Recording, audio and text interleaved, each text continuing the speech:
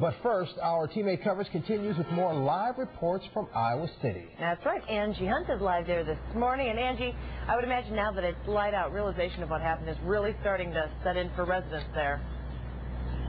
Absolutely, and it's very emotional. Of course, it was a very scary night for a lot of the folks here, but a lot of that emotion is tied to the church that you see behind me. St. Patrick's Church. It's an old historic church here in Iowa City. Has a lot of meaning and a real source of pride for people here in the community. As you can see, it was pretty hard hit by the storms last night. I mean, just the entire front section and the roof just ripped apart, bricks scattered throughout the lawn here in downtown Iowa City. Now, we also have some video that we shot from overnight. One of the hardest hit areas was downtown area.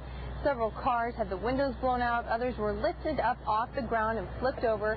There's damage to several businesses. Again, windows shattered, a lot of debris, power lines down, street lights and trees, all uprooted and just tossed around. Now, east of the downtown area is a residential neighborhood where there are several large trees that were uprooted. They were pretty much thrown onto the homes. We talked to a couple of business owners as well.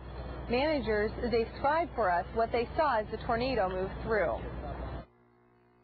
You couldn't really tell if it was the actual tornado that you were seeing because there was so much debris, and with the wetness, everything was just getting muddy, and the windows were just getting splattered with like mud.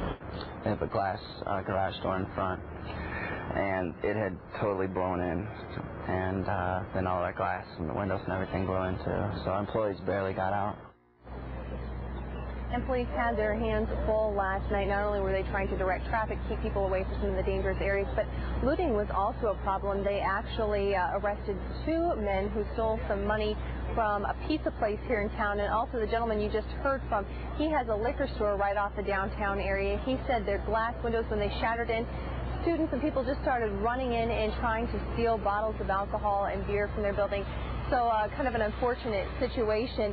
Now back here live again in front of St. Patrick's Church, today being Good Friday, of course, this weekend, Easter weekend. I am told that they are going to hold services. They will be at Regina High School, however, here in Iowa City. They'll follow their regular mass services, but they do want to continue with that service today and this weekend, even though they're going to have a lot of cleanup and some difficult decisions to make here in Iowa City.